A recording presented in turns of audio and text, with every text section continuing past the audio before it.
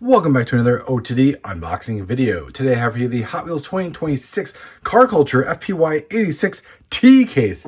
If you know by the thumbnail, you know that this is vintage racing. Vintage racing comes over from Stop Diecast. Thank you, Stop Diecast, for sending this case over. We're going to crack this open and see what we got inside. Hopefully, fingers crossed, there was a chase in here. If not, that's okay. I'm getting kind of used to it. But either way, we are cracking this one open here. All right, first car is out of the case. And let me say that One Stop Diecast actually sent this case over a while back.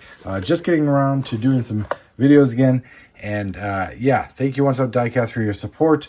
Sorry it took so long. I have found these at retail, but I have not seen them in person. Actually, I only found 3 of them because actually 2 of them have been quite hard to find at retail. So fortunately, I have the case for you, and we're looking at it now.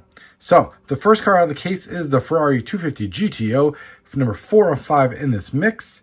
It is the Bianco Ferrari 250 GTO, actually a 1-of-1 car in real life.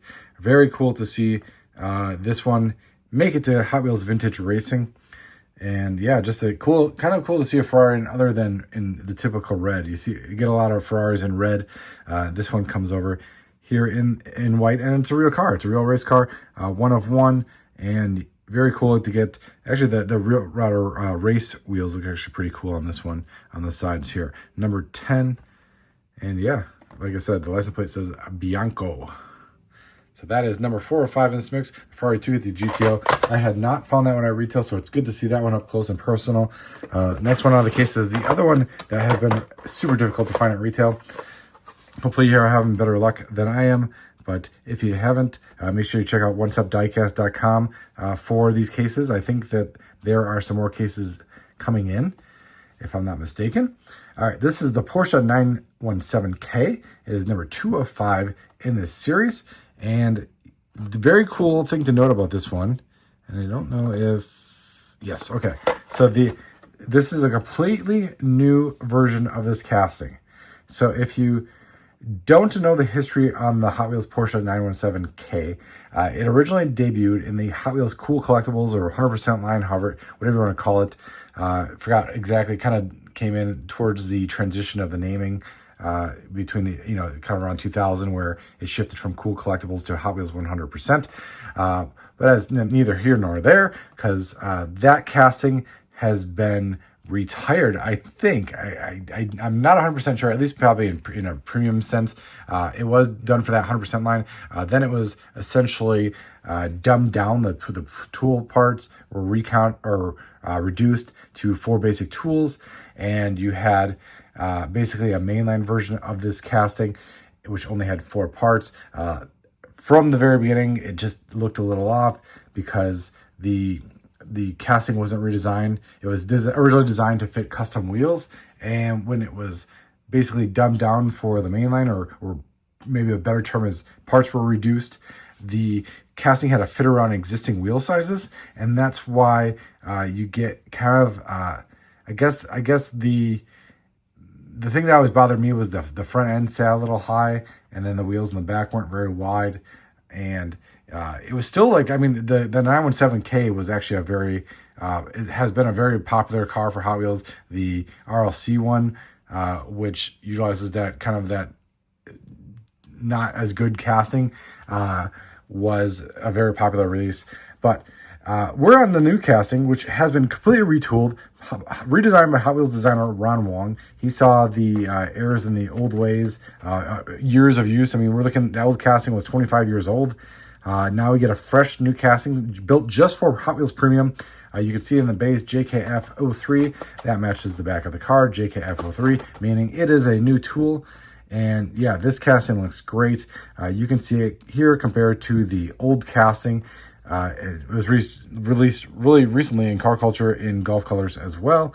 And you can see just the details on how different this casting, just the subtle differences, the subtle changes, how much those subtle differences make.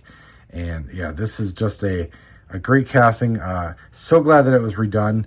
Like I said, it needed to be redone. It was originally just done for 100% line, and when it kind of was transitioned, it just lost a lot of the perspective that you needed in a really cool Hot Wheels car. So that is probably more than I needed to say about the 917K, but I'm really excited for this one. I wanted to relay that.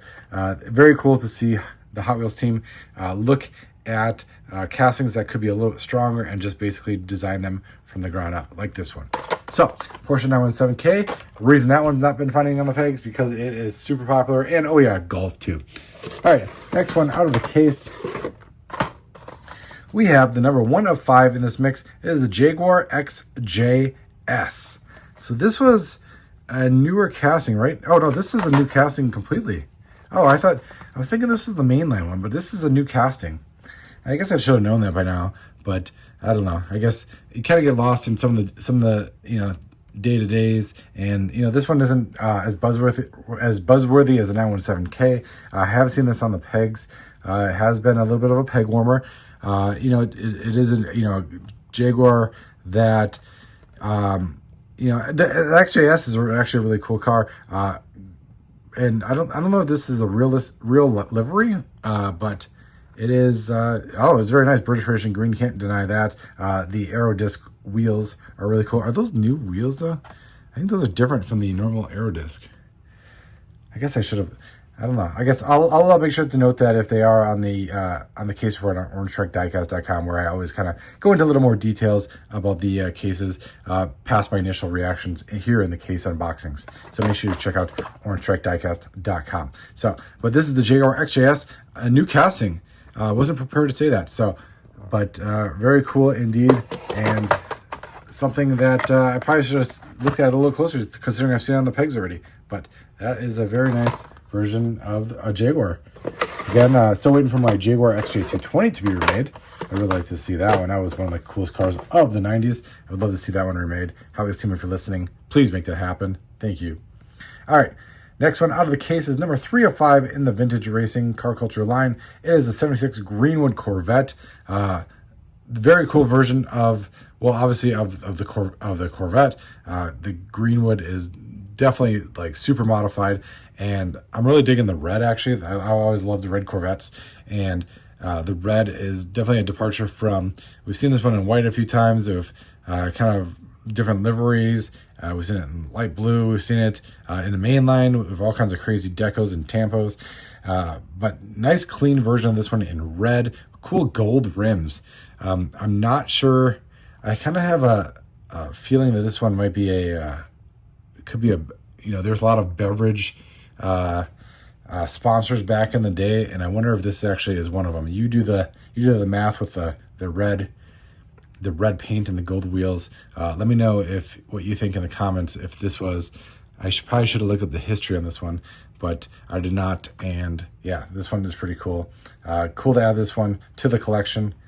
That is number 3 or 5. The last one in this mix is the Lancia Stratos, number 5 of 5. So really cool. Just quick observation before we get to the Lancia Stratos. You get what do we have? I'm kind of looking at this. We're seeing, I think this is all European. No, I guess the Greenwood Corvette is maybe American. We have a German Porsche.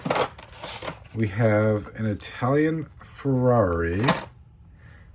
I'm going to say American Greenwood. I don't know exactly the history on that. Obviously, English or British Jaguar or Jaguar. And then Lancia is Italian. So, okay, so 2 Italian cars. So maybe there wasn't, I was thinking there was kind of like a big representation of like Europe or something going on, but maybe I was a little bit wrong. But you do get different car brands, so that's kind of nice. The Lancia Stratos, cool to see this casting again. I always thought this one looked so disproportional, and then I saw the real car, and then I realized that the real car looks as disproportional as this. So I don't know. It is an old casting. This casting. Oh, I guess it was retooled back in 2014. You can check that out on the base. But it's been around. It's been around some time. I think it was. I want to say it was 2002 was the original. Yeah, it doesn't say on the base. 2002 first edition was the first time the Lancia Stratos appeared in the Hot Wheels mainline. It was quite the peg warmer. I remember we had a peg warmer of the month club back on HotWheelsCollectors.com, and this was actually nominated as the peg warmer of the month back in the day. Cool to see it's gotten its roots. So here in car culture, we've seen it a number of times now in car culture and in premium. And this one is probably the one to beat them all. This one is the Air Italia, or does it not actually say it? Maybe it's a tribute. Maybe it's a tribute deco. We'll go with tribute deco to the Air Italia racing deco. Really cool Italian racing colors, and then obviously yellowish gold rims on this one. Really kind of just make it stand out and pop. Very cool to add this one to the collection. It is number 5 in Hot Wheels Vintage Racing Car Culture, the Lancia. So, yeah, so that means since we got 2 of each car, that means we did not get the chase. Obviously disappointed. I've only got 1 chase this year, but that would be the Nissan Skyline B&R 32, and that is in satin gold like the other chases for Hot Wheels Car Culture 2026. So very cool to see these chases continue with the 10th anniversary deco and satin gold. Unfortunately, I only have a couple of them in my collection due to my lack of luck in case pulling. But hey, time to get out in the pegs, right? Time to get out there and retail hunt a little harder. So thank you, One Stop Diecast, for sending this case over. It's always appreciated. It's always nice to have your support and be able to show these cases off to the collectors. So on behalf of the collectors, we thank you for sharing with us. All right. Thank you for watching. More cases to come. Make sure you stay tuned to the OTD YouTube channel and orangetrackdiecast.com. And if you're interested in a case of your own, make sure you check out onestopdiecast.com and see if there's any cases available left for you to buy.